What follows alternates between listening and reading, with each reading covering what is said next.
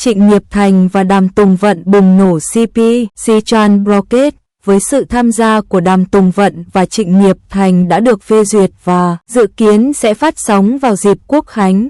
Tuy nhiên, hãng phim hiện có ngân sách quảng bá rất nhỏ cho bộ phim này, nền tảng chính thức cũng không được công bố cũng như không được công bố chính thức.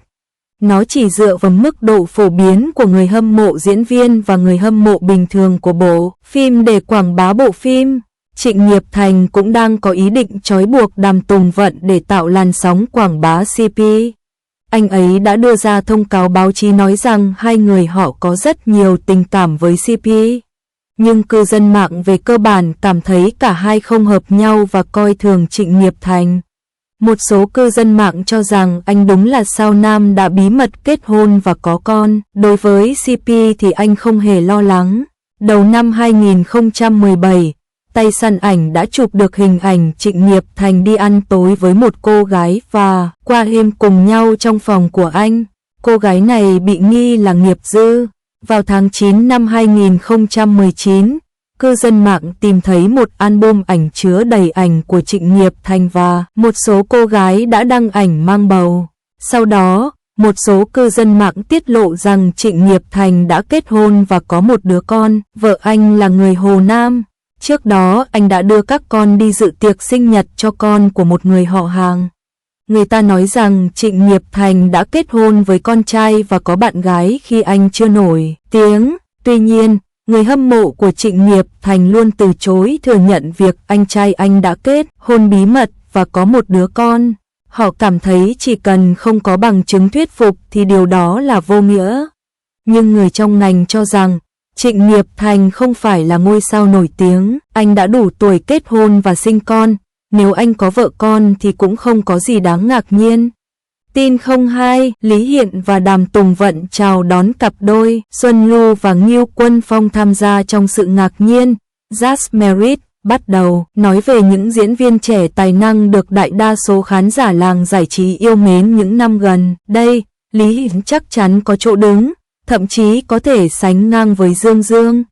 So với cảm giác déjà vu của Yang Yang như một đứa con nhà giàu và quyền quý, vẻ ngoài của Lý Hiện phù hợp hơn để chữa khỏi déjà vu của bạn trai.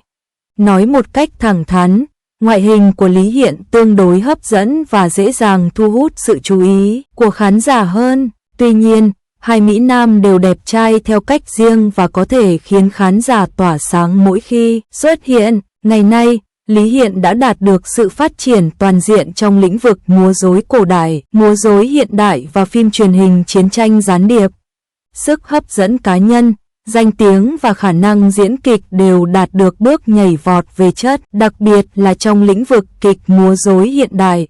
Hiện tại, Lý Hiện có 3 bộ phim truyền hình dài tập nổi tiếng hiện nay là Người yêu dấu, Gió đi về Âu và Tình Xuân. Có thể coi anh là nam thần quyến rũ thu hút nhiều sự chú ý của làng giải trí trong nước. Với sự nổi tiếng ngày càng tăng gần đây của Lý Hiện, anh cũng đã nhận được nhiều bộ phim múa rối chất lượng cao. Trong số đó, có một bộ phim tình cảm thành thị tên là Just Married, Lý Hiện đã được liên hệ.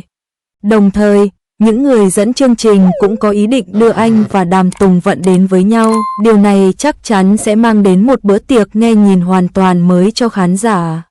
Lý Hiện và Đàm Tùng Vận chào đón cặp đôi mới của họ. Xuân Lưu và Ngưu Quân Phong bất ngờ tham gia cùng dàn diễn viên và Just Married đã được ra mắt. Just Married là một bộ phim tình cảm thành thị kết hợp yếu tố hôn nhân giấu kín nơi công sở, tình yêu thầm kín và hôn nhân trước, yêu sau, rất phù hợp với nhu cầu tình cảm và gu thẩm mỹ của khán giả hiện nay.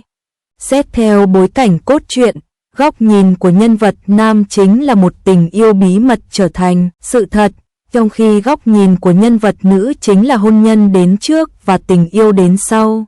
Bối cảnh cốt truyện thú vị và ngọt ngào như vậy chắc chắn sẽ đặt ra chuẩn mực sáng tạo mới cho phim múa rối giải trí trong nước.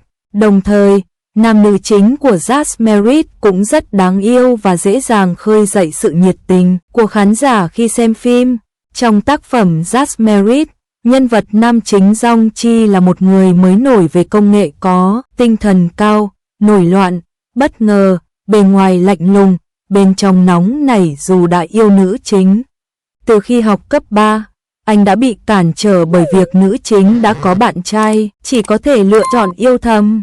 Kết quả là, do một cuộc hẹn hò mù quáng, cả hai đã trở thành một cặp đôi theo hợp đồng, mỗi người đều muốn những gì mình muốn, nhưng nam chính đã dính líu sâu vào rồi.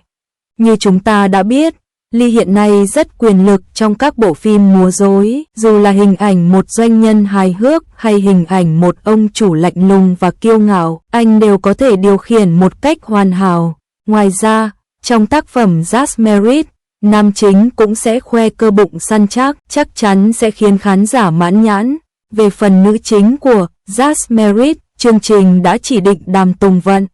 Trong vở kịch, nữ chính là Bạch Nguyệt Quang trong mắt vô số nam thần tượng, bất kể cô đang học cấp 3 hay ở ngoài xã hội. Đáng tiếc lúc đầu cô có chút si tình nên bị tên cặn bã lừa gạt cả đời. Cuộc sống vì những lời nói ngọt ngào của cô. May mắn thay, nữ chính ở giai đoạn sau kịp thời tỉnh lại, gặp được nam chính là một đối tác tốt. Tuy nhiên, nữ chính của Just Married yêu nghề từ đầu đến cuối, có thể coi là một nhân vật rất đầy đủ và ba chiều.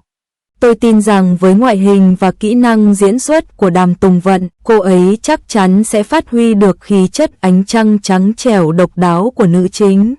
Ngoài ra, đoàn làm phim Just Married còn mời hai diễn viên đẹp trai Xuân Lộ và Ngưu Quân Phong, chính là nhân vật đóng băng trên bánh. Có thông tin cho rằng Xuân Lộ sẽ vào vai một cô gái mưu mô, còn Ngưu Quân Phong sẽ vào vai một kẻ cặn bã.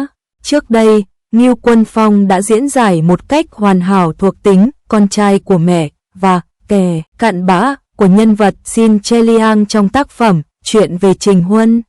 Lần này, New Jun một lần nữa thử thách hình tượng cặn bã trong Just Married, chắc chắn sẽ gây ấn tượng mạnh với khán giả.